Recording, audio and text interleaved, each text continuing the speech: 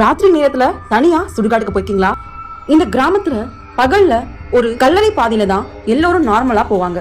யாருக்கும் பயமே இல்லை. அது ஒரு யூஸ்வலா ஷார்ட்கட் மாதிரி தான். ஆனா ஒரு நாள் நைட் அருண் வீட்டுக்கு திரும்பி வரும்போது அதே கல்லறை வழியா தான் நடந்து வந்தான். சடனா ஒரு பாட்டி ஒரு கல்லறை மேல உட்கார்ந்துருக்கத அவன் பாக்குறான். அருண் கொஞ்சம் ஷாக் ஆகுறான். அவங்க கிட்ட போய் கேக்குறான், பாட்டி இங்க என்ன பண்றீங்கன்னு.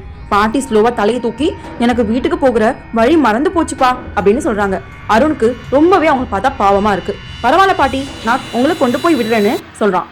2 பேரும் நடக்க ஆரம்பிச்சாங்க. அருண் பேசிக்கிட்டே இருக்கான். ஆனா பாட்டி ரொம்ப சைலண்டா வராங்க. கொஞ்ச நேரம் கழிச்சு அந்த கல்லறையோட எக்ஸிட் பாயிண்ட்டுக்கு வந்துட்டாங்க. அருண் திரும்பி பாட்டியை பாக்குறான். அங்க யாருமே இல்ல. பாட்டியை கூப்பிடுறான், நோ ரெஸ்பான்ஸ். சடனா திரும்பி அவனுக்கு முன்னாடி பாக்குறான். ஆப்போசிட்ல ஒரு கல்லறை இருக்கு. அதுல ஒரு போட்டோ இருக்கு. அது அந்த பாட்டியோட போட்டோ. அருணோட கைகள் நடுங்க ஆரம்பிக்குது. அப்போதான் அருணுக்கு புரிஞ்சுது, அவன் பேசினது நடந்தது எல்லாமே ஒரு பேயோடன்னு. அதுக்கப்புறம் அங்கிருந்து தலை தெரிச்சு அர்ஜுன் ஓடி போனான். இந்த வீடியோ உங்களுக்கு பிடிச்சிருந்தா ஹாரர்னு கமெண்ட் பண்ணுங்க.